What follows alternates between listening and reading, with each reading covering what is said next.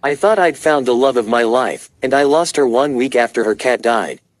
In the winter of 2022, after taking a few years off, I, 28M, 26 at the time, finally re-entered the dating scene. I downloaded all the apps and began to go out to bars with my friends more often to socialize. Like so many others we hear about on Reddit, my experiences on the apps varied so much from woman to woman. After a quick but painful experience in late February 2023 where I was ghosted, I began to get a bit discouraged as anyone would. Then came Sarah. One day I received a rose on Hinge. It was an answer to a question I had on my profile asking women to choose options for a first date. I had put coffee, movie, dinner, and a spontaneous trip to Paris as options. One of a few ways I'd try to be witty and funny on my profile. Sarah chose the trip to Paris. The conversation flowed pretty naturally between us. My background is in music and I went to a conservatory for school. She's a published author and poet who went to school for drama and theater. Both of us were stuck in jobs we didn't love and that didn't have anything to do with any of our passions. We both wanted more. She told me she was looking for her peace. I think that, in hindsight, I'd been looking for the same. I would find out later that, in her two most significant relationships, she had been pretty heavily abused both physically and emotionally.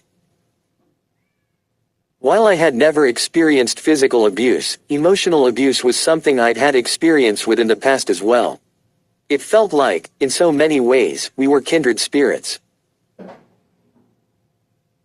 Everything wasn't a perfect match, however. She was 33 at the time, and I was only just turning 27. Our first date was the day after my birthday. She had a son who was about to turn 10, and I was just about to move out of my parents' house and into my first apartment since school. We were undoubtedly at different points in our life, yet it felt like we were stuck in the same rut. So we decided to meet up for sushi. In person, the conversation flowed just as well as it had over app and text. She was very open and honest for a first date, detailing her marriage for 6 years to an abusive husband, having to raise her son alone for a few years, and then getting into another long-term abusive relationship that had only just ended the previous year. I shared my past struggles in school, and my bouts with depression. We both had run-ins with mental illness and it was obvious that we were both broken people looking to heal with the right companion. Lunch went so well that I had an idea. I decided to invite Sarah to my car after lunch and she obliged. We drove down the road to a used bookstore and I let us inside. We both love books and reading, so I told her to choose a book for me and that I'd choose a book for her. We'd buy them for each other and, regardless of the future, we'd have them to remember the date. She smiled ear to ear, eagerly picked out a play called Wit, and handed it to me. I chose an omnibus of F. Scott Fitzgerald novellas for her. After the bookstore we drove back to her car and I gave her a kiss goodbye. I was a bit smitten, but I had an underlying feeling that the age difference could be an issue for her. That afternoon, however, we spent the entire time texting and continuing to get to know one another. I decided to read Wit, it's pretty short, and live texted her throughout. Before long she asked where I'd take her next, and I knew that whatever I'd done that day, I'd done well. Over the course of the next few weeks, things went incredibly well between Sarah and I. She would often invite me to see a movie or visit the park on a whim in addition to our planned dates. We ended up spending a lot of our free time together, and it wasn't long before she visited me at work for lunch and eventually to her condo. Things felt like they were progressing well.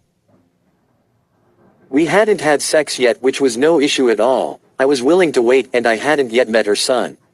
Other than that, it felt like the beginning stages of dating between two people. Then one week, when Sarah's son was away with her dad, things changed. She became incredibly distant and removed. Texts dropped from several an hour to a few a day. I could tell that she was really struggling in life and with the fact that she was alone, and I wanted to try and support her in any way that I could. I had begun to really care about her. It didn't matter though. After a few weeks of dating and a week after I'd moved into my apartment, she texted me one morning that she was really struggling to feel the chemistry and that she really couldn't see me as anything more than a friend. She said she didn't want to hurt me. She assured me that nothing I had done was the cause, but it was over. I was honestly incredibly confused. The entirety of the weeks leading up to that text had been filled with a ton of really awesome memories. She had begun to hold my hand whenever we were together. Our short kisses at the end of dates had become longer, lingering kisses. She had said she liked me several times. Everything felt right, so why had it ended so suddenly? I decided to say nothing other than offering my support for her during the difficult time and telling her I'd be there if she ever needed. She thanked me. The next few weeks, also the first few in my apartment, were hard. I thought about Sarah a lot. 3 or 4 weeks into living at the apartment, I reached out and checked in on how she was doing. Her responses were polite but markedly short, without any intention of furthering the conversation. Another month went by and one day I decided to visit my old conservatory. I really struggled mentally when I was in school and, at times, I like to revisit places of great stress from the past. To walk the same halls, see the same things, and smell the same smells while knowing that I'm in a better place in life is incredibly rewarding. Along one of these halls, behind the prop shop, are a bunch of pieces of art from old musicals and plays. Among these are a wooden cutout depicting a huge pair of glasses with eyes in them, and they always reminded me of The Great Gatsby, which happened to be Sarah's favorite novel. Seeing that and a few other things reminded me of Sarah that day. It had been quite a while since we'd last spoken, and when I got home I decided to send her a voice message. In it, I told her I hoped she was doing well. I shared the story of my trip to the conservatory and told her about the Gatsby things and how they made me think of her. I told her how I had honestly been missing her companionship over the past month and a half. I decided to send it and I saw that it had been kept but with no reply. Another few weeks went by, during which time I finally re-downloaded the apps and decided to move on. Coincidentally, the same week that I had done that, I received a surprise text from Sarah one night. She said that I was on her mind and that she hoped I was doing okay. I responded that I was okay and we exchanged pleasantries until she asked if she could call later that night.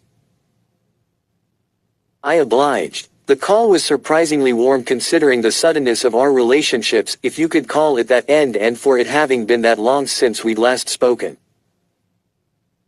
She explained how her depression between her job as a special ed teacher and things with her son began taking a toll on her to the degree that she became almost suicidal.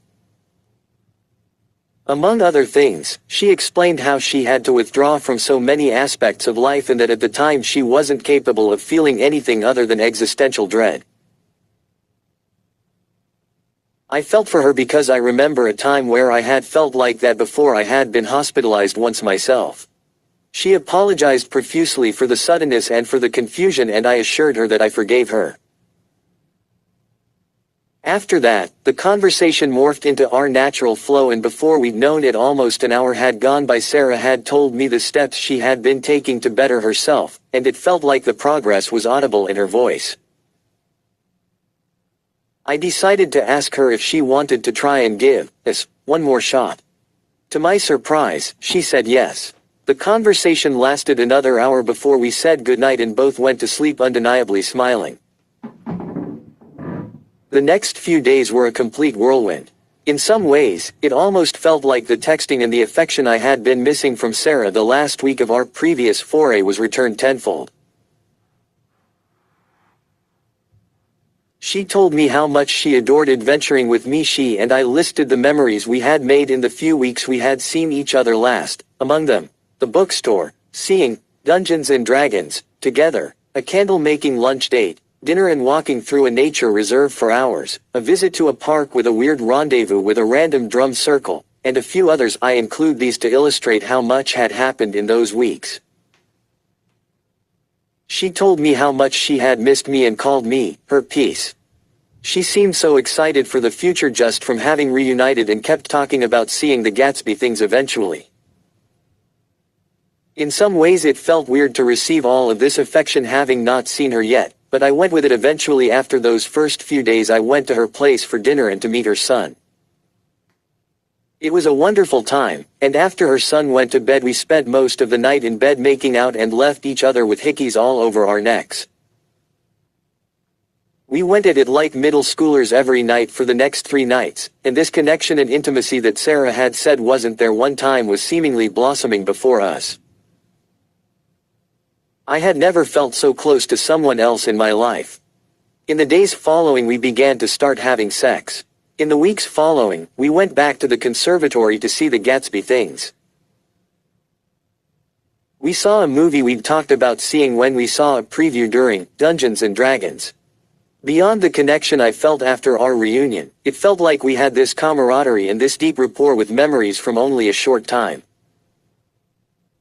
At work, I would often receive, "Miss you," texts from Sarah.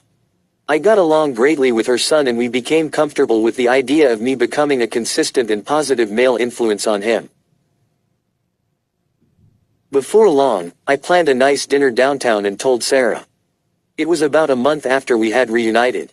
The evening went as well as I'd described in these previous stories, and ended with Sarah saying, "I love you," for the first time. I was awestruck and said it back. The following day we met my parents for dinner. It felt like we truly were going to end up together. For all of the seeming perfection, there were undoubtedly moments of weirdness. Sarah was happy as could be for the most part, but at times, including while cuddling or being intimate, she would begin to cry and suddenly become depressed about something random like, not being a good mom, or, feeling bad for how I hurt you before. I would always comfort her in these times, however it left this small doubt in my mind that what happened before could happen again. The week after our big dinner and after our "I love yous," this doubt began to come to a head. One day, after spending most of the morning planning a future romantic getaway over text, Sarah's responses began to become farther and fewer. Eventually she told me that something stressful with her ex, the second one, was really eating at her and that she was feeling incredibly depressed again. The next day I didn't hear much from Sarah until noon, so I decided to surprise her with a bouquet of flowers.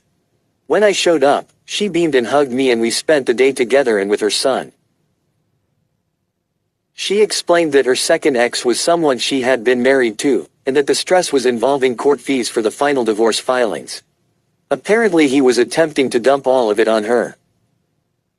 The small shock that she had withheld a second marriage was quelled by the relief that she hadn't withdrawn from me again. Another few weeks went by with the status quo. Endless affection, I love yous, miss yous, more memory making, and a few of those random moments of sadness from her baked in eventually. One Sunday, we met for brunch and went back to my apartment for a bit. After a while Sarah wanted to go back to her condo to work on her upcoming book. She asked me to come with her. When we arrived, to our horror, one of Sarah's 3 cats was lying on the floor dead and in a puddle of its own urine. This wasn't just any cat though. This was her first cat. It was the cat older than her son, the one she'd had for 12 years. I tried to revive him in front of her and was the one who told her I couldn't hear a heartbeat. Our calls to animal emergency centers were met with little hope and she cried into my shoulder for the next few hours. I spent the night and we said our "I love yous" before departing Monday morning. Over the next week, again, Sarah once again became reserved and distant. The texts became few and far between and the spark felt like it was fading. Eventually on that Thursday, I decided to surprise her with a visit once again as a last ditch of hope. When I arrived she wasn't elated but half surprised and half indifferent. She barely touched me and wouldn't kiss me back.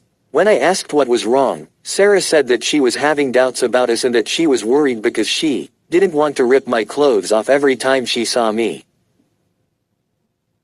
I explained to her how intimacy in relationships isn't just sex and that it's normal to not feel that way every moment, to tell her how she feels. I sent one more voice message to break up once and for all. To this day, I'll never know exactly why the spark left Sarah's eyes so quickly, but I can't help but notice the fact that it came right after such a traumatic event once again. I've wondered if my theory about intimacy is correct. I've wondered if mental illness, particularly BPD, is the explanation for the sudden shifts between complete love and absolute indifference. I've wondered if that last surprise visit was the nail in a coffin that was being built from the moment we had found her cat dead on the floor. I wasn't perfect on my end and I know that, but I gave my all and it didn't matter. The first woman I ever loved seemed to absolutely forget her love of me within a week of us finding her cat dead on the floor. 2 weeks after I broke up with Sarah, I checked on her Instagram and saw a post showing her hand, on the shoulder of a man, in her condo. It was accompanied by a long caption detailing how she was so happy about this one choice I made recently. To say I was devastated was an understatement, but I had decided that our time was done. I have yet to reach out, check up, see, or hear from her since. I likely never will. It's been just over a year since this reunion with Sarah happened. I have since begun to move on and am currently seeing someone else. However, there is a part of me that wants to talk to her one more time just to get the truth of what happened and to receive some closure on my end.